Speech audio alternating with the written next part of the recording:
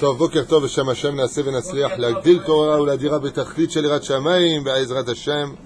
On est aujourd'hui le jeudi Gimel du mois de Sivan, le compte à rebours de la nuit que tout le monde attend impatiemment, la nuit de Shavuot Be'ezrat Hashem, qu'on a lu ce matin au nom du Hari Akadosh Hara Kavanot, qui dit que tout celui qui veillera pendant cette nuit, Mamash Mikol Alev, qui ne dormira pas ne serait-ce qu'une seule seconde, eh bien ne lui arrivera rien pendant toute l'année et n'aura pas de Xerot Kashot sur lui. Rabbi Chaim Paladji nous dit Bichlal encore plus que cela, qu'il aura le mérite de faire Teshuvah à ses enfants par le mérite de cette nuit. Et quoi encore on a lu? Vous vous rappelez? J'ai oublié. Bekitsour, il sera débordé d'argent, j'ai pas lu ça. Aval Zeouzé, on a lu plein de choses ce matin pendant la prière de Shacharit sur le sujet de la nuit de Shavuot, qui donneront Be'ezrat Hashem beaucoup de courage pour pouvoir y accéder. Et l'affaire Kedat Moshe Israël. Et Dakala pour Myriam Bat Yael, Hashem Shulechaya, Be'ezrat Hashem, Shakal Ruchou, il donne à ce couple beaucoup de Hatzlacha.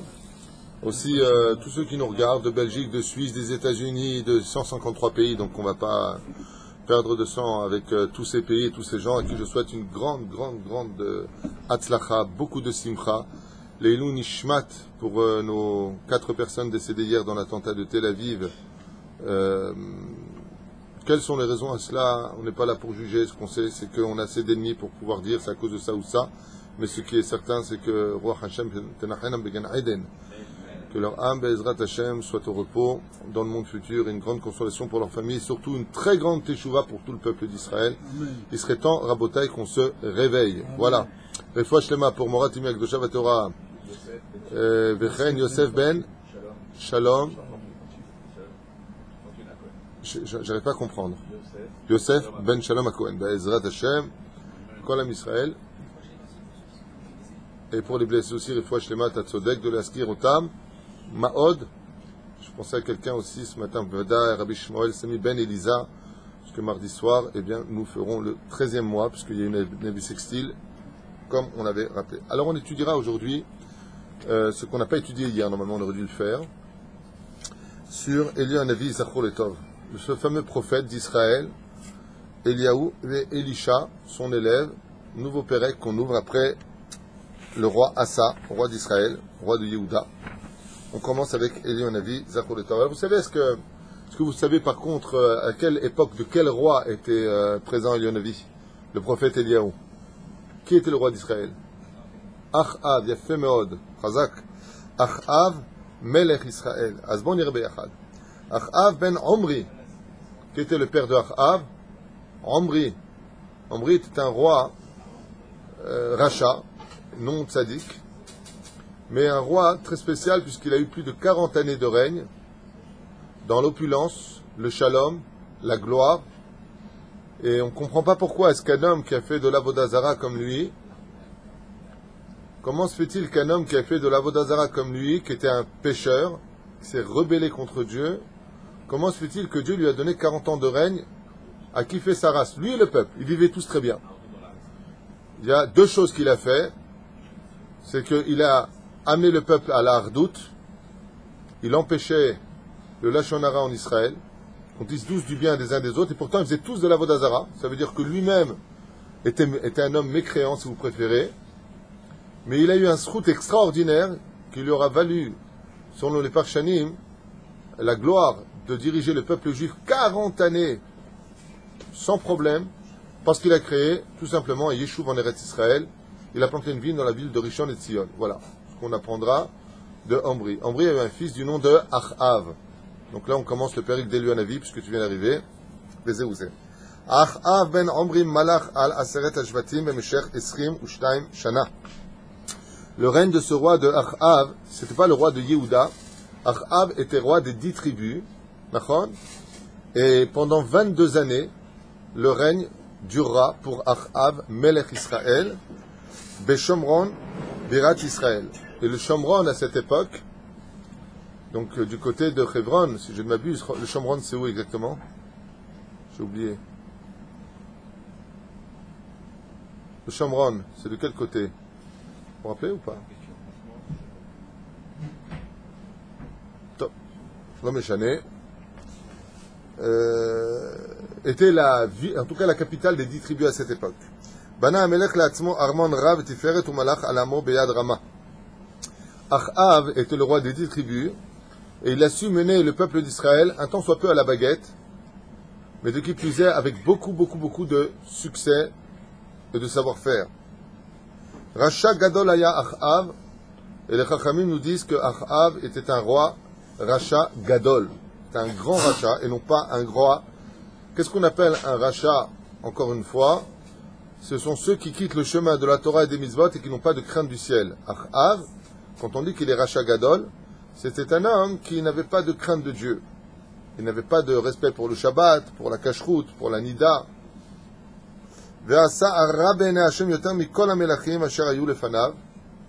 Et sa déchéance morale a été si grande qu'on disait de Achav, Melech Israël, qu'il était pire que tous les rois qui ont précédé, décidément. Et Tapsalim Avad Amelech Bechavana Lachis et Hashem. Et en quoi, par exemple, Achav était-il un homme mécréant? Lama yoter misé. Je pose une question. Bli'ainara, quel cours le matin? Café, croissant, pain au chocolat, bli'ainara, bli'ainara. Et on dit que c'est dur en Israël, mais même en France, ils n'ont pas ça, les pauvres. Tov. Ma aya yoter garoa. Je voudrais poser une question à Fitoussi. Celui qui était avant, il a fait de la vodazara avec des statues. Lui, il a fait de la vodazara avec des statues. Celui qui était avant n'était pas shomer Shabbat, pas shomer mitzvot, pas shomer. Ok. Lui, il fait exactement pareil. Il nous dit, il est pire que les autres. Qu'est-ce qu'il avait de pire? Si lui fait ça et lui fait ça, ils sont pareils. Il dit non. Aya yoter racha. Lama. Hein? Pourquoi Ravan Ben Navat il l'a pas fait, et Ambri il l'a pas fait, et Asa Bassof il n'a pas instauré ça aussi? Non. Il n'y a pas une seule idole où c'est pas prosterné. Hein? Il n'y a pas une seule idole où c'est pas prosterné. Ravan Ben Navat il les a toutes faites. Hein. On dit de lui ça. Besséder, en quoi c'était pire?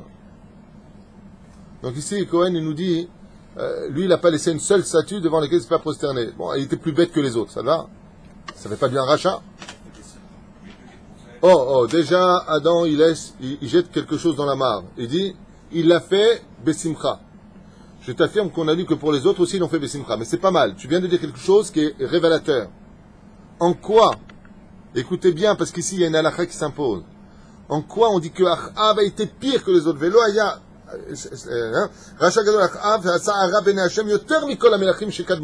il a été plus racha que les autres. Mais non, il n'y a pas plus blanc que blanc. Si les autres, ils faisaient rien des fêtes juives, ils faisaient rien de la Torah et des mitzvot, et qu'ils ont tous fait de la Vodazara, lui, il fait exactement pareil. En quoi t'es pire? Il a continué le chemin de ses pères, on va dire. Hein? Hein? Et Achav, il n'a pas fait fauter le peuple entier. Ambri, il n'a pas fait fauter le peuple entier. Asa, il n'a pas essayé de faire fauter le peuple par la suite. Non. Non, ils n'ont pas fait de chouva. Pas spécialement. En tout cas, ici pose la question, dans le Midrash, il répond à cela. Comme il dit ici, voilà. Salim, Avad Amelech Bechavana, dans quelle intention il a travaillé les psalim? Leachis et Akadosh Baruch Hu. Dafka neged Dieu, anti-Dieu. Leachis et Hashem. Il y a une grande différence, énorme différence, entre deux personnes qui vont faire la même chose. Un va manger du porc, l'autre va manger du porc. L'action est la même. Dans les cieux, la punition sera totalement différente. Lui, il aura une petite punition, l'autre aura une très grande punition. Quand on dit punition, la réparation sera plus dure. Voilà ce que ça veut dire. Celui-là, pourquoi il a mangé du porc? Le Yetzerara l'a eu. Il a eu un moment de faiblesse. Ah, bon, tu sais quoi, il a le sabot fendu. Ah, tu vois pas, les religieux. Bah, il est tombé. Mais il n'a pas voulu fâcher Dieu. Et l'autre, Dafka, il va manger du porc. Alors que juste à côté, il y avait la charcuterie cachère, mamash meadrin et ana meadrin. Il y avait le poisson qui a le même goût que le porc. Et non, je vais Dafka manger du porc. Je vais Dafka faire un défilé. Dafka, ça s'appelle l'Archis et Hachem. Je vais me montrer, je vais te montrer. Ah, non. Le roi d'avant, c'était Non, le roi d'avant, c'était le succès qu'il voulait, pas fâcher Dieu. Si tu me laisses passer devant le roi David, il a dit, Yerovam ben Nevat, alors j'arrête tout, je fais tchouva, il lui a dit, c'est bon. Donc c'est pas fâcher Dieu. Il avait son Etzerara, il lui dit, écoute, Dieu t'a créé le monde, t'as créé le Gehinam, j'assume. Je fais des bêtises, j'assume. Il joue le jeu de Dieu. Tu fais des mitzvot, tu vas au Gan Eden. Tu fais des bêtises, tu vas au Gehinam. Qu'est-ce qu'il a dit, Yerovam ben Nevat? Ok, je vais au Gehinam. Ça veut dire que les mains d'Avardomé, c'est comme un père, il dit à son fils, tu me rappelles encore une fois, je te mets une gifle. Le fils, il répond, il prend la gifle. Ah, il a eu le salaire de ce qu'il a demandé. Tu vois ce que je veux dire? Mais là, le père lui dit, arrête de faire ça, ça me fait du mal. Il dit, mais c'est pour ça que je dis, pour te faire du mal. Achav, sa kavana ici, elle est horrible. C'est quoi? Il défie Hachem. Les autres vont faire Avodah Zara. Toi, tu peux voir une personne qui est gentille, une personne qui est pieuse. J'ai un ami, que Dieu le bénisse, mamage, que Dieu le bénisse. Un homme vraiment très loin de tout ça. Un jour, il a essayé de faire une mitzvah. Et au lieu de s'arrêter quand le Zal le demande, de s'arrêter de déposer les sacs devant la porte d'une dame qui n'arrivait pas à les lever tellement c'était lourd pour elle, il a commis l'erreur de rentrer dans son appartement et de déposer les sacs vraiment devant. Il aurait dû les déposer comme la halakha le demande. Ne rentre pas dedans, il y a yichoud. Ne te mets pas à l'intérieur. Qu'est-ce qu'a fait ce monsieur qui est un homme pieux? Quelqu'un vraiment qui ne rate pas les prières, quelqu'un qui étudie la Torah. Il m'a raconté ça avec des larmes. Il fallait voir comment il pleurait au téléphone. Mawassa, il est rentré à l'intérieur. Il est rentré à l'intérieur. Elle a fermé la porte. Elle a fermé la porte. Il m'a dit que la raison pour laquelle il voulait rentrer et mettre la mytho, c'est parce qu'il avait envie d'aller aux toilettes. Regarde comment l'Yitzhara fait les choses. Parti aux toilettes, quand il est sorti, il a trouvé intégralement nu devant lui. Je ne sais pas ce qui s'est passé. Cet homme-là, hein, c'est pas un rachat. Cet homme-là, il a été eu par Yitzhara. Sa première erreur est d'être rentré dans une situation dans laquelle la Torah lui avait interdit de rentrer. Avera goreret avera. Unafal. Unafal. Et c'est pas pourquoi, le pire. C'est que juste... je sais pas ce qui s'est passé. Zécoré. Cet homme-là a fait une faute grave, c'est certain. Il a touché une femme qui n'était pas la sienne, tout ce que tu veux sur terre. Ah bah, malgré tout. Je posais une question, je dis, quand tu es rentré, il m'a dit, je vous jure, ma mâche kabana, rak la lechet aux toilettes, aider une femme besachakol. J'ai voulu aider une femme. Nachon, aval, mitzvah, goret mitzvah, juste devant la porte, après ça fallait partir. Nachon, je dis, aval, quelque part, je lui ai dit, il s'est passé quelque chose sur le chemin. C'est que cette femme-là ne vous a pas laissé indifférent. Vous l'avez regardée sur le chemin, c'est obligé. Il m'a dit pourquoi? Je lui ai dit tout simplement parce que Dieu ne met pas une épreuve à un homme qui ne la demande pas.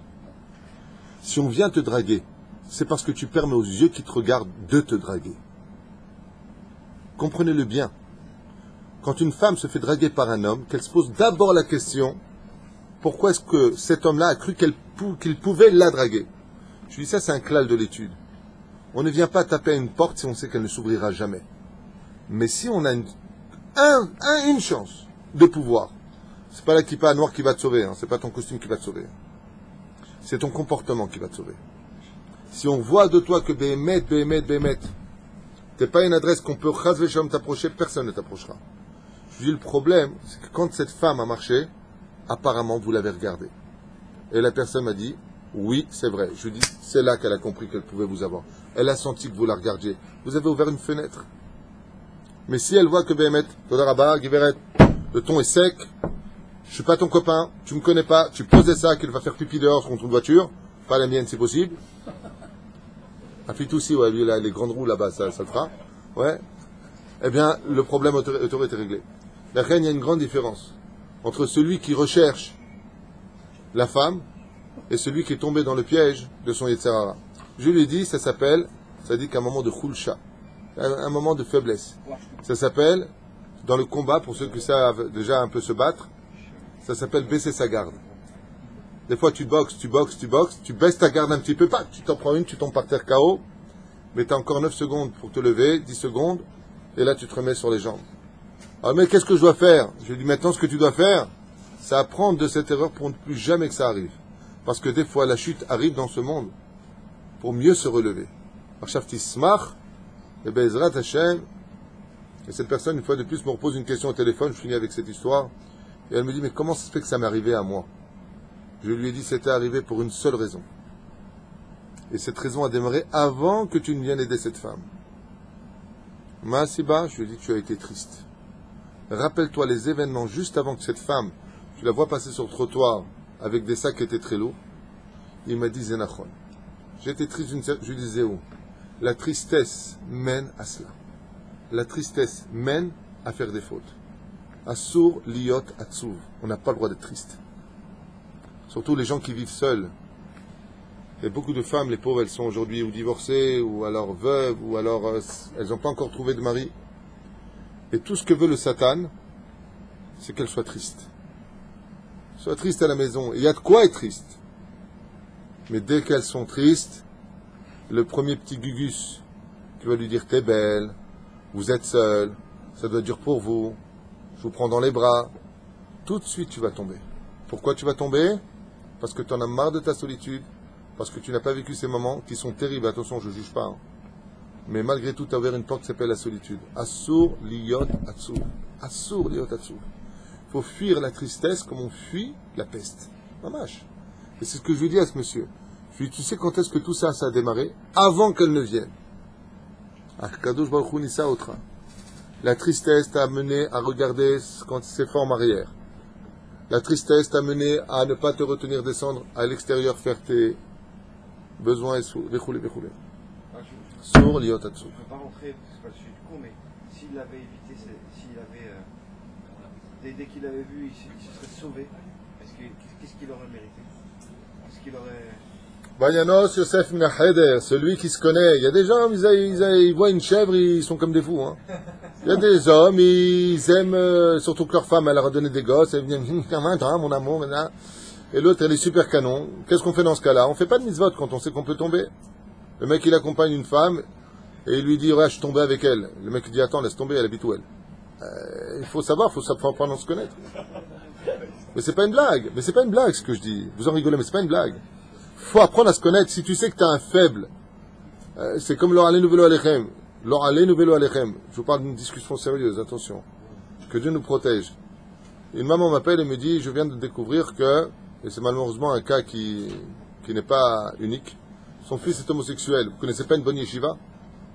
Je dis, madame, la dernière adresse c'est la yeshiva. Ils se douchent ensemble, ils font ensemble. L'or alenu velo alechem. Il faut apprendre à se connaître. Lui, il n'est pas fait pour les yeshiva du tout. Il ne faut pas le mettre là où il y a des garçons. Il faut apprendre à se connaître à Botaï. Tu sais que tu as une sensibilité vis-à-vis de la gorge. Moi, par exemple, la gorge, elle est très sensible au froid. S'il y a un coup de froid sur ma gorge, il faut que je me protège. J'adore le froid, mais j'ai ce problème. Donc, je mets une écharpe pour dormir. En été. Parce que je mets à fond de masgan sur moi. Donc, Baruch Hashem, et je me connais. Ainsi donc, un homme doit se protéger. Tu sais quel est ton problème. Tu sais quelle est ta faiblesse. Tu sais que tu aimes plaire. En plus, toi, tu fais 1m90, beau gosse, on ne donnera pas ton nom, Yitzhak. Ouais. Hey, c'est la femme regarde le cours. Tu vas là-bas, 3-4 femmes qui t'appellent. Elle veut te demander quelque chose. Tu vas, tu sais que tu as une faiblesse. Tu sais que tu veux plaire. Tu en as une qui te... On aime bien plaire. On a du Yetzerara. Va pas là-bas. Excusez-moi, je dois partir. Zéou. Ne te mets pas. Lui, il dit, il aime que sa femme. Il y a pardon. Hein? La punition, elle est sur s'approcher du puits, pas de tomber parce que ça fait voir. Exactement.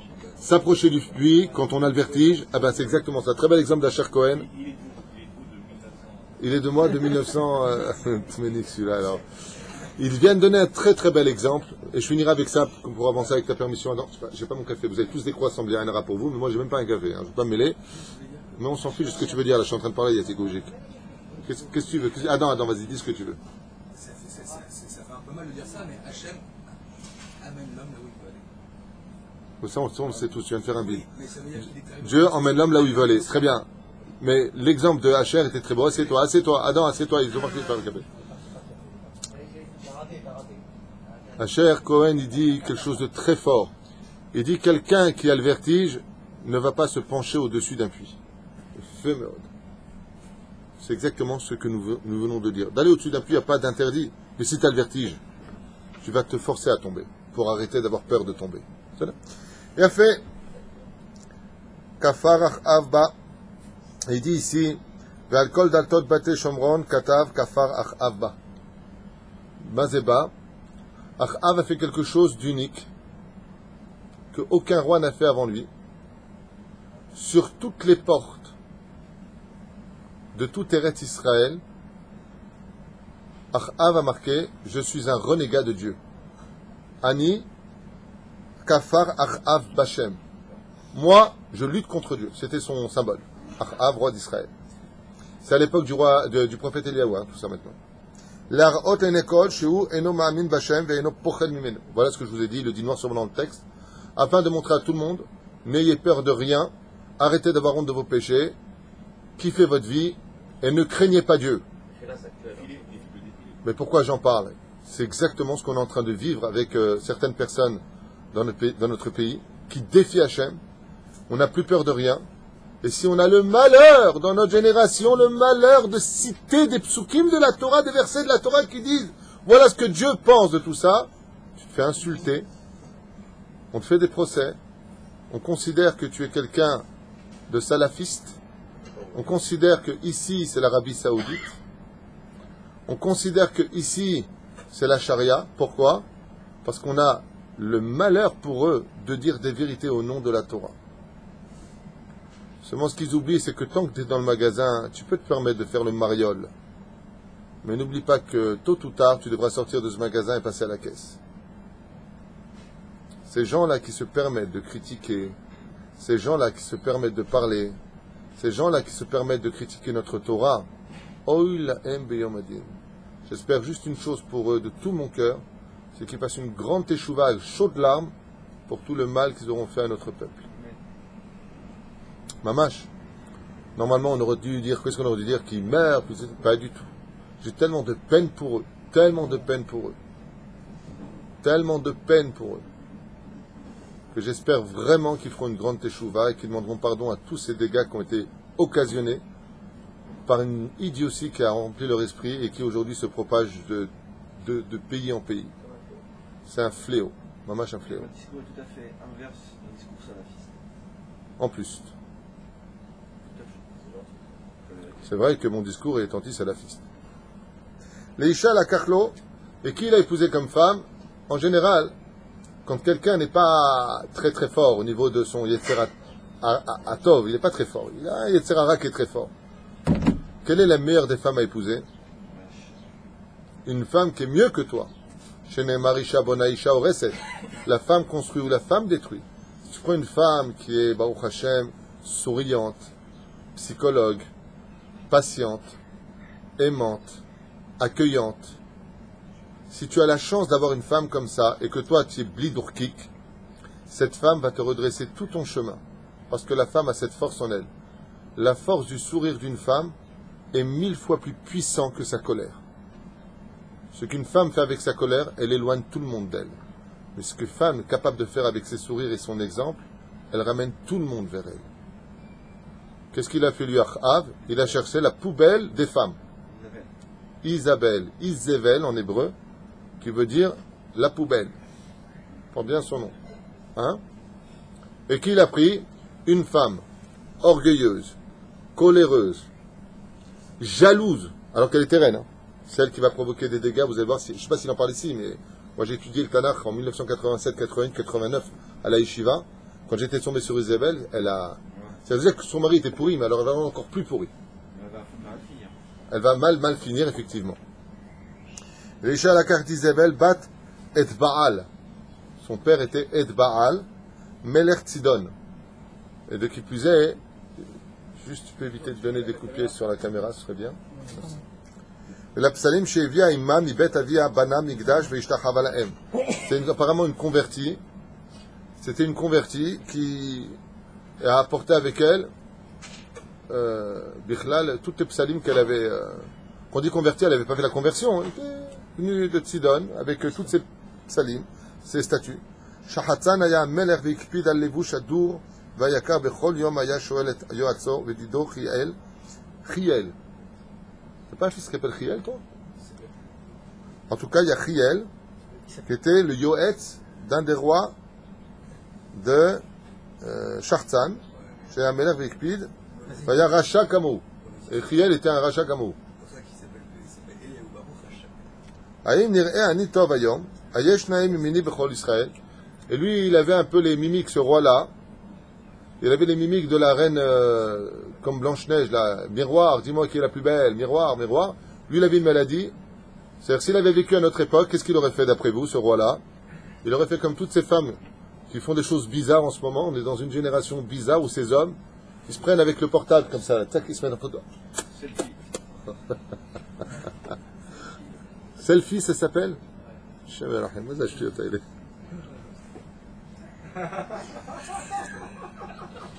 Attention, vous avez pris en photo. Ilan, tu connais ça? Oh oui. Et des fois, quand on montre ce genre de choses, je dis à la personne, mais qui c'est qui vous a pris en photo? Et la personne fait comme ça. Dans quelle génération on est? En tout cas, lui, il faisait ça. Lui, s'il avait un portable, il aurait été toute sa vie, attends, je me prends en photo sur les côtés. Sur... je vais me faire critiquer aujourd'hui. Il disait au roi de Aram, il n'y a pas plus beau que toi. Et Hiel était un tel rachat qu'il encourageait le roi à faire encore plus d'Avodazara. Rodef Ta'anugot, Aya Achav. Maintenant, revenons au roi Achav. On a fait une parenthèse sur le roi, donc du côté de sa femme Izével. Revenons maintenant vers le roi d'Israël.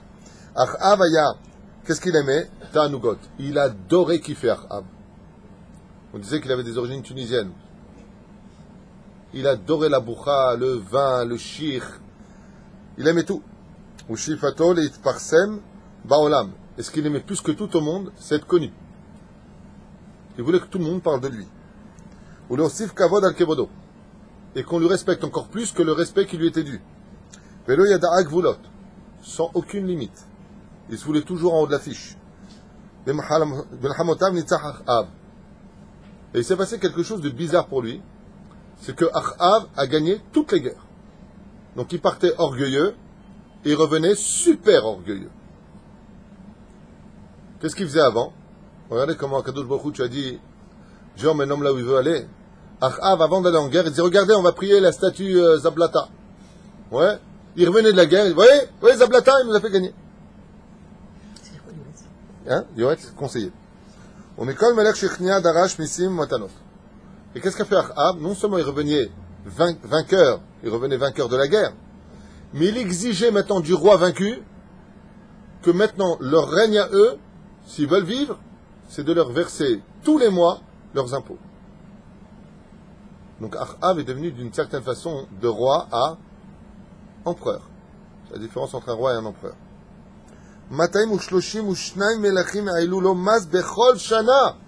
Combien de pays a vaincu Achav?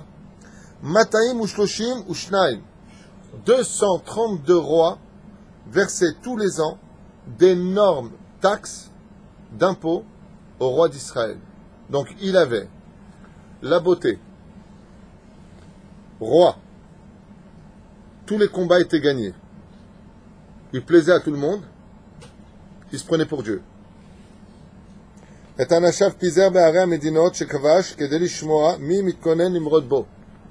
il avait créé quelque chose qu'on connaît tous très bien. Achav avait créé le Mossad numéro 1 de l'histoire. Il avait des agents dans chacun des pays qui vivaient parmi le peuple, parmi les ministres et à côté du roi. Il a placé des agents partout. Pourquoi? Pour entendre la moindre personne qui aurait pensé faire quelque chose contre lui. Il savait tout sur place. Quel Mossad?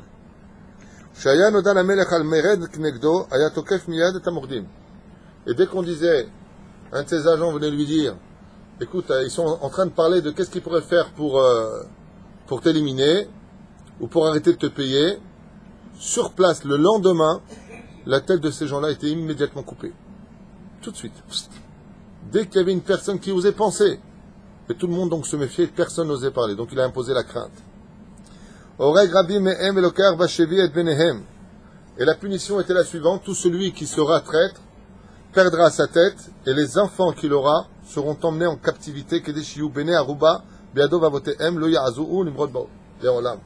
Et pourquoi cela? Pour que le reste de la famille ne pense même plus une seule fraction de seconde de le trahir. Vos enfants sont chez moi, faites attention. C'est bizarre d'entendre des choses pareilles. Vous savez ce que dit la Gemara dans Megillah? Elle dit que, je me rappelle c'est Megillah ou Rosh Hashanah. Parce que c'est marqué ça. Si vous n'allez pas sur le chemin de la Torah, je mettrai sur vous des rois dont les xérotes sont plus dures encore que celles de Haman, Aracha. Si le peuple d'Israël avait à cette époque un roi comme ça, c'est parce que la Sheïfa, c'est ce qu'elle voulait. Le Rabbi Lubavitch avait l'habitude de dire, si Mashiach ne vient pas, c'est parce qu'on ne le désire pas réellement. C'est-à-dire que ne vient à la tête du peuple que celui que le peuple désire. C'est pour ça que le vote se fait par le peuple. Ah bah là, ça va loin. Hein. Achav, qu'est-ce que tu penses, toi, Ilan, de tout ça?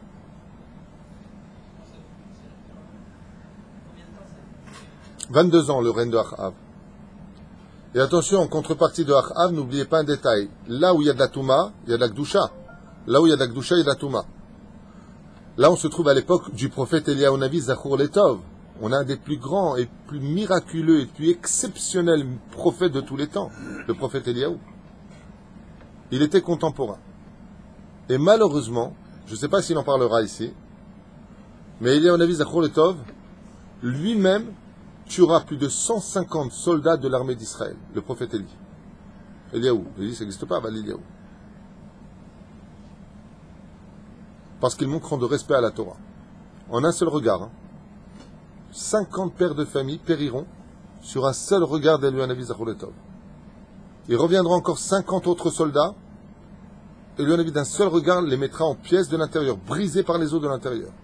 Jusqu'à ce que Isabelle abandonne, parce qu'elle va mettre à mort le prophète Eliyahu. On parle ici de quelque chose de très grave pendant cette époque. Donc vous voyez que quelque part l'histoire ne fait que se répéter.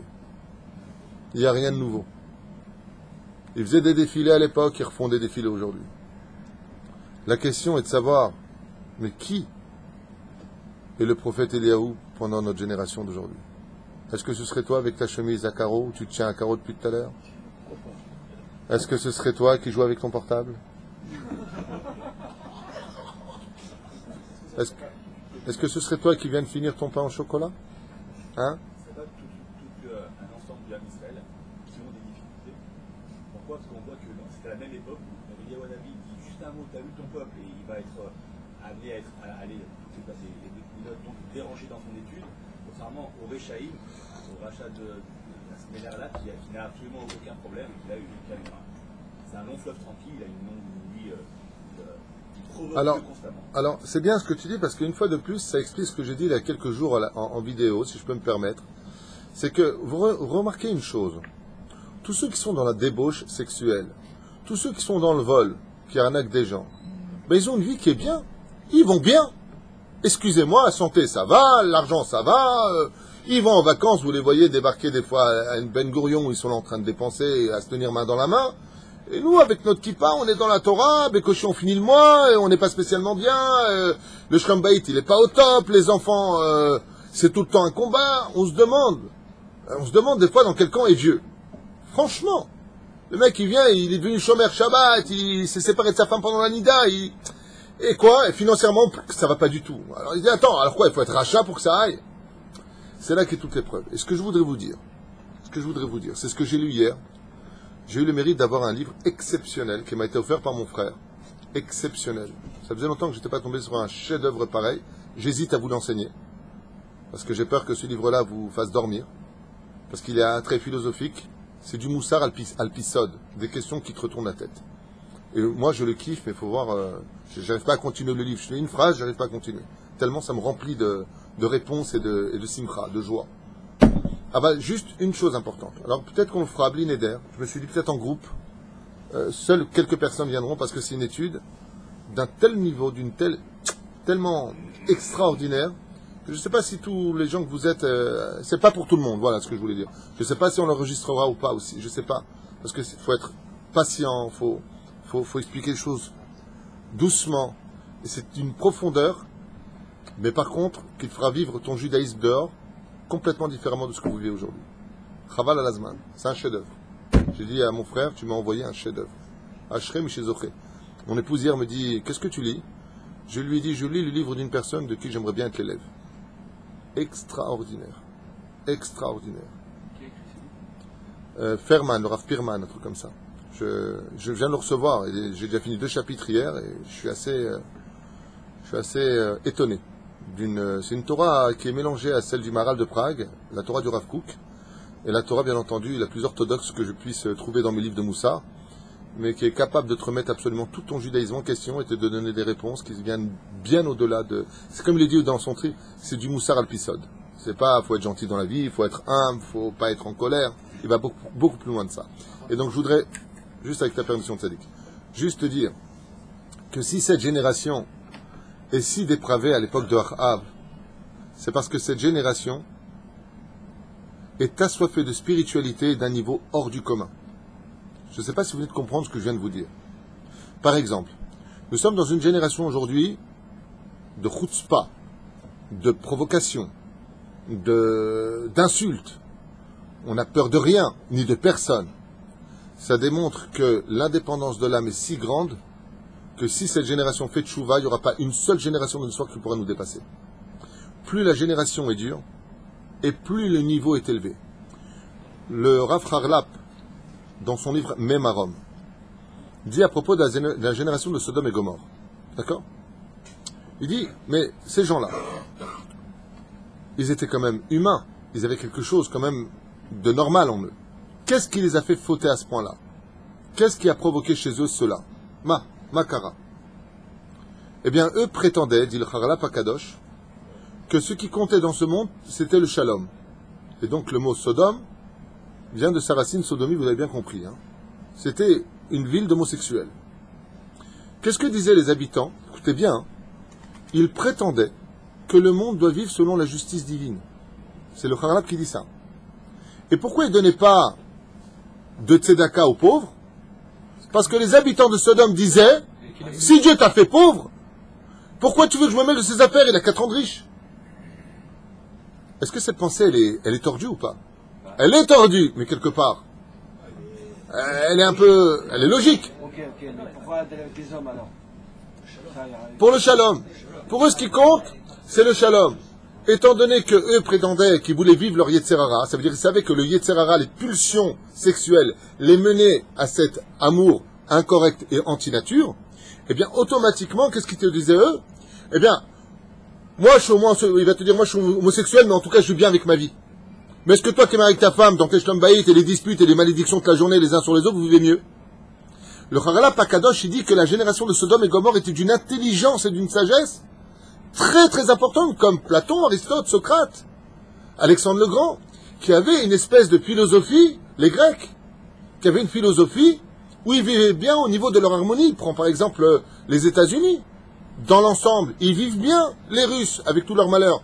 Dans l'ensemble, ils vivent, les Chinois, dans leur vie de tous les jours, avec leur manga, là, ou je sais pas quoi, comment leur dessin animé débile, là, où il y a que... Comment on dit? Ça s'appelle manga, vraiment? Oh, ben, ça m'est sorti vraiment comme ça, tu vois. Ouais. Mais ils sont bien, ils sont heureux. Imaginez un petit peu, je vous donne un exemple. Imaginez maintenant que vous voyez un couple d'homosexuels, après que toi, tu te prends la tête avec ta femme, ouais, et eux, tu les vois, ils sont heureux. Si j'avais su qu'un jour, je te rencontrerais. Ils sont heureux. Et toi, tu viens de te disputer, qu'est-ce que j'ai fait de t'épouser? Le mec, il te regarde, il est mort de rire. Mais non, d'abord, avant tout, c'est une façade. Aval, encore une fois, la facilité dans le mal, c'est la force du salaire du mal au présent. Je sais pas si vous... Le Satan, ce qu'il te donne dans ce monde, c'est le moment que tu vas vivre en tant que bonheur. Chez nous, c'est le contraire. Ayom, la asotam, ou mahar le kabel scharam. La Torah, elle te dit aujourd'hui tu m'offres, après la mort tu prends ton salaire. Le Yetzera, il te dit après la mort, et qui est revenu de là-bas, et qui t'a dit, et qui quoi dans lequel. Dis le jour même, ton bonheur, car on ne sait jamais de quoi sera fait demain. D'accord? Tu comprends ce que je veux te dire? Mais qu'est-ce qui est le plus facile à vivre? C'est ce qu'a dit Esav. Esav, il a dit quoi? T'es en train de pleurer quoi? La mort de papy, de Avraham Avinu à la Vachalom. Moi j'ai faim, donne-moi des lentilles. Je veux pas manger des lentilles parce que c'est le deuil. Je veux manger des lentilles parce que maintenant j'ai faim, je veux vivre mon bonheur maintenant. Tu comprends ce que je te dis? Il veut vivre le moment maintenant. C'est pour ça que la Torah nous dit Kol achotev omer machar hashuv.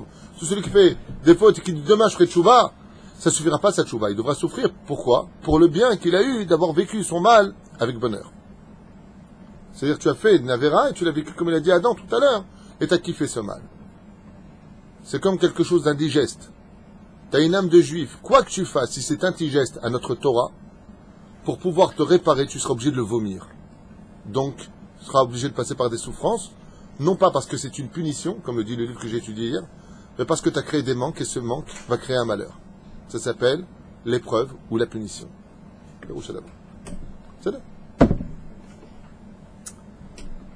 Je veux pas que... Vous savez, je suis un peu gêné, je vous dis la vérité, par rapport à ce qu'on étudie. D'un côté, il faut étudier l'histoire de notre peuple, car il faut se tenir un petit peu au courant de ce qu'on a vécu ici, en même temps se rendre compte qu'il n'y a pas tellement de changements. Ça se répète constamment. Où est-ce qu'on est aujourd'hui? Ben voilà, on en est là. Où est-ce qu'on était à l'époque d'Achab? Aval, de l'autre côté, il faut toujours voir le positif, même dans les histoires compliquées du peuple juif. Car c'est en apprenant ce qui est arrivé à ces rois et comment ils ont fini leur vie qu'on essaiera pour nous-mêmes d'éviter de prendre leur chemin à eux. Parce que comme je vous l'ai déjà dit à maintes reprises, ce qui compte dans la vie d'un homme, ce n'est pas ce qu'il a vécu, mais comment il a fini sa vie. C'est le principal. C'est là. C'est là. Parce que quelqu'un qui viendrait écouter l'histoire du peuple juif dit « Oh là là, c'est quoi ce peuple de ouf ?» et tout. Pas du tout. Le Tanakh vient nous parler des rois. Le Tanakh vient nous parler d'une situation qui se vit en Eretz Israël. En Eretz Israël, le Yetzer Hara, il est au summum de sa forme. C'est ici qu'a lieu le ring où la Torah doit être vainqueur plus que tout autre pays au monde. C'est pas pour rien que Dieu a choisi Eretz Israël comme terre promise. C'est parce que ici, nous sommes sur le ring.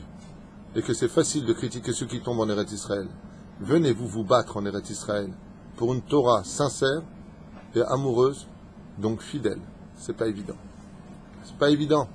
Si Achab avait été roi des États-Unis, il n'aurait pas été le rachat qu'il a été. Eretz Israël, c'est un challenge.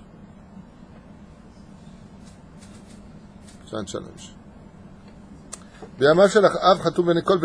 À cette époque, les enfants d'Israël se sont donc tous mis à fauter. Donc de là, vous avez compris que le manhig, la tête du peuple, permet des choses comme le défilé qui a eu lieu là, les 200 000 personnes qui ont défilé à Tel Aviv. Qui était à la tête du cortège? Le maire de la ville de Tel Aviv. Le maire. Donc quand le maire lui-même il est à la tête du cortège, la ville suit.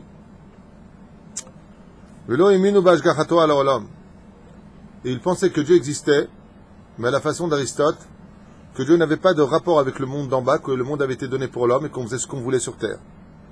En d'autres termes, ils ont pensé que le monde était Efker, abandonné de Dieu. Et Gdi Lachato Chiel ben Aili. Et qui était celui, t'écoutes Adam, et qui était celui qui était le moteur de toutes ces fautes? Hiel ben Aili. Ah, t'as choisi un nom pour ton fils, toi, la vérité. C'est quoi Ben Aïli? C'était son père. Le fils d'Éliou? Ah, Élie. Ah, Élie. Il n'y a pas de prophète Élie. Il y a le prophète Eliaou ou Elia. Élie, c'est un diminutif que les Français ont donné. Et Dido chez la Meller. Lo ichlit livnot lo et aïr Yericho shenitkalela al yedei Yoshua bin Nun. Sheriv Yoshua et Yericho kilel et kol mi sheya'iz livnota. Hiel ben Aïli echel livnot et aïr. Et avant que ne vienne Hiel, ce rachat, personne n'avait osé construire la ville de Jéricho, qui fut maudit par Yoshua bin Nun après qu'il l'ait détruite. Et Yoshua bin Nun avait maudit toute personne qui oserait reconstruire la ville de Jéricho.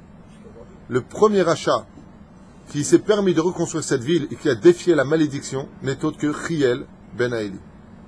Lui, il a dit, j'ai pas peur. Ba'aviram bechoro Izdav ou Bish Gouv. Beno Atzaïr Itzig et Laltea. Il a pris ses deux enfants pour construire la ville. Son premier s'appelait Aviram et le deuxième s'appelait Isda, qui ont fabriqué cette ville et ont commencé donc le plus jeune, Isda, a fait les portes. Le Kol Banav Metu Bezman Abnia. Et tous les enfants de Hiel sont morts pendant la construction de la ville de Jéricho. Vous en apprenez des choses quand même sur l'histoire juive.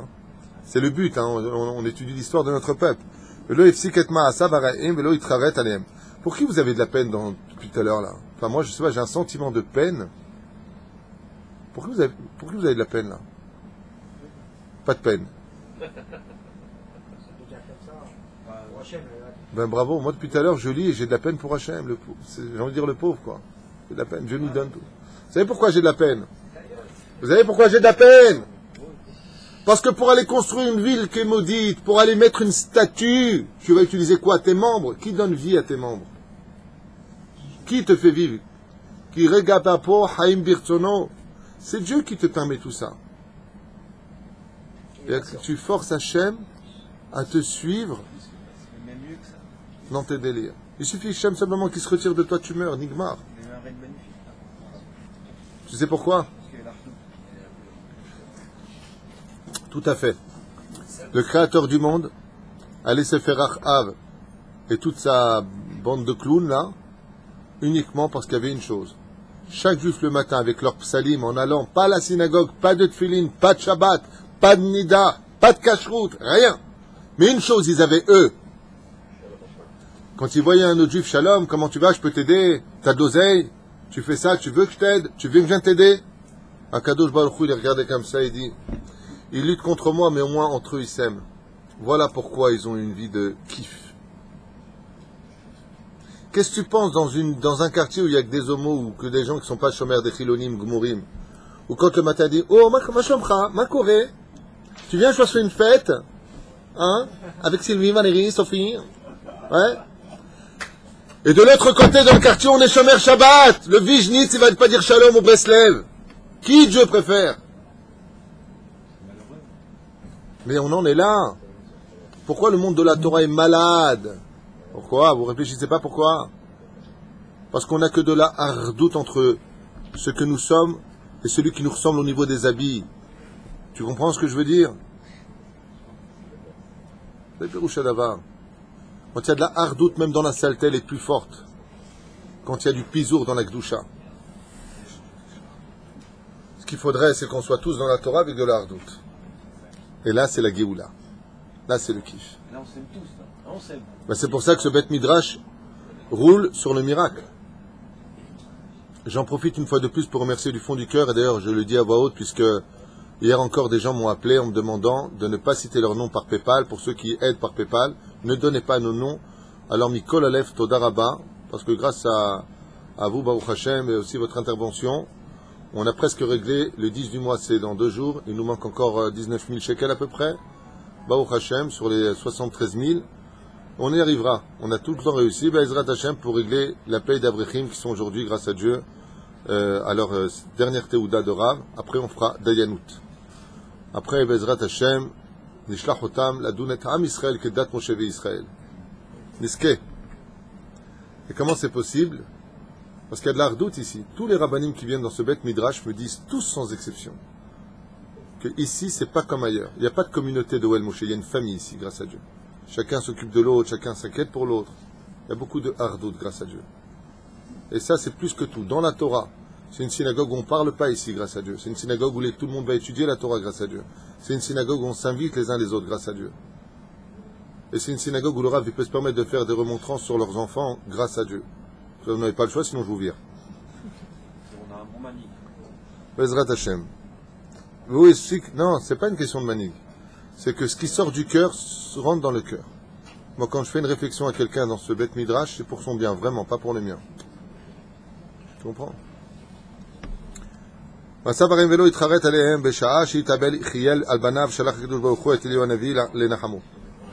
Et étant donné que c'est un truc de fou, Adam, écoute ça, c'est un truc de fou. Fitous, t'as entendu ce que je viens de dire au lieu de faire le pitre avec lui là? Écoute ce qu'il dit, écoute. Béchaach Riel, il a voulu construire la ville de Jéricho, faire la Vodazara là-bas. Ouais. Il a perdu ses enfants. Il a porté le deuil. Il était désemparé. Akadosh Baruch Hu lui a envoyé le prophète Eliyahu Navi Zachor Letov pour les Nachamoto. Pourquoi? Amar Eliyahu Hashem Ribbono Shel Olam. Comment je peux aller chez cet homme-là qui est fauteur et le Nachamoto? Le prophète Élie ne supporte pas qu'on s'en prenne à Dieu et à sa Torah. Il a contredit l'ordre de Yoshua bin Nun et il a lutté contre ta Torah. Il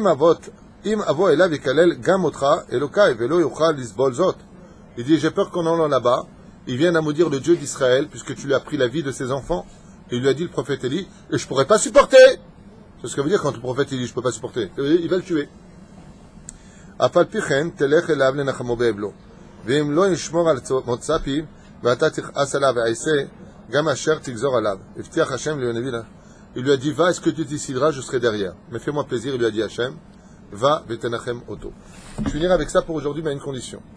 Donnez-moi une raison pour laquelle, comment Hachem, sur cet homme impie qui était Chia, peut demander à Eliyahu Hanavi d'aller les Nachem auto, d'aller le consoler, parce qu'il vient de perdre ses enfants.